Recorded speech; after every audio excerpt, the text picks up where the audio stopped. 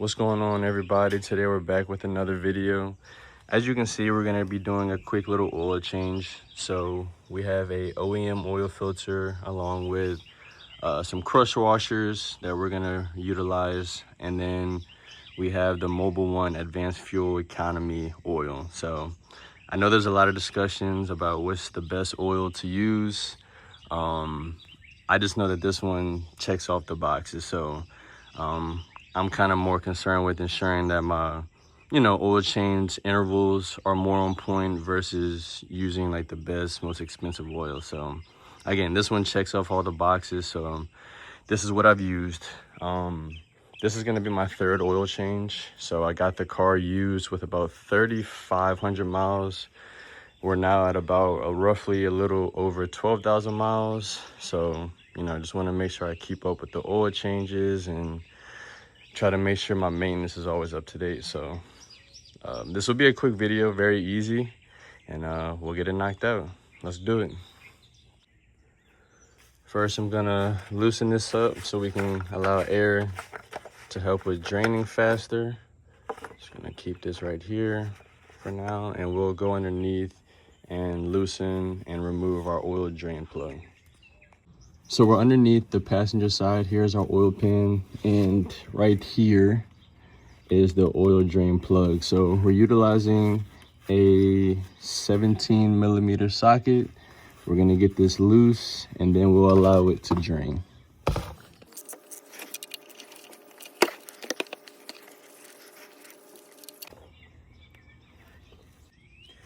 All right, so we got our oil drain plug cleaned off. We're gonna put a new gasket or crush washer, whatever you wanna call it, on it. And then we'll get this reinstalled and torqued to spec. All right, now we're gonna reinstall our oil drain plug.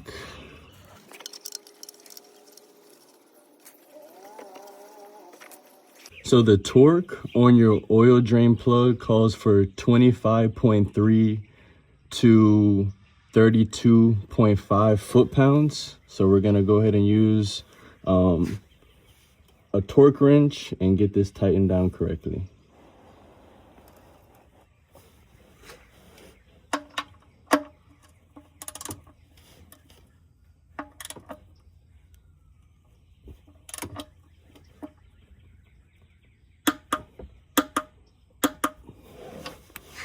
All right, we're good to go. Now we're gonna take off our oil filter and get a new one installed.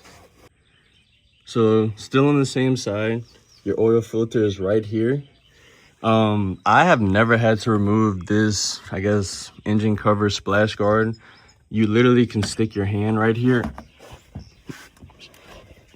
and do that and loosen it right up. So you don't need to remove all of this. So let's get this removed.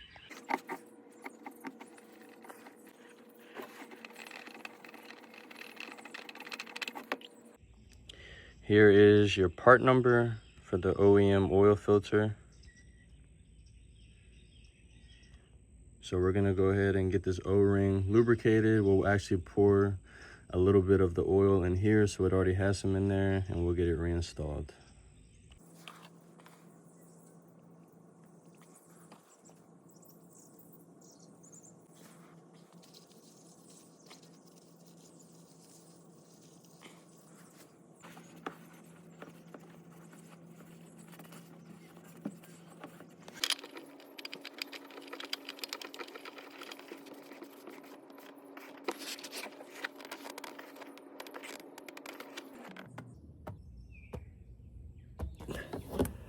All right, so we got a hand tight, so we're good to go. So now we're gonna go ahead and get the car filled up with the proper oil.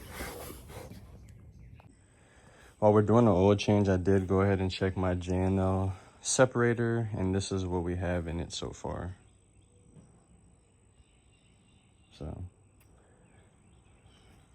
we'll get this emptied and cleaned out also. All right, got it all cleaned up, so we'll get that reinstalled right here.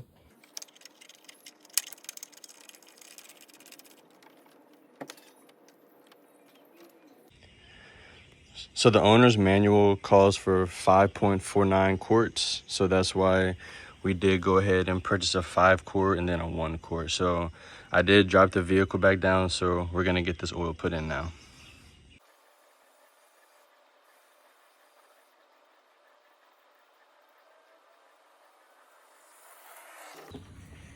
So I'm actually gonna put the oil cap back on and let the vehicle run for a little bit, and we'll let it cool back down and see where our oil is at when we check the dipstick. We're also gonna reset our service interval, oil life stuff. So we'll go to settings, vehicle, convenience, service interval. I actually had messed around with this before it was actually due. So we're gonna reset this. So it's set to 3,000 miles, and then oil change reminder. We'll reset that. Yes.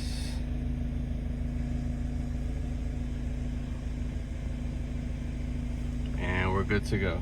So everything's reset. Again, I change my oil every 3,000 miles, as you can see.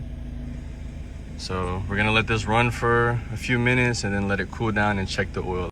As you can see, we're pretty close to the full line, so we'll add a little more.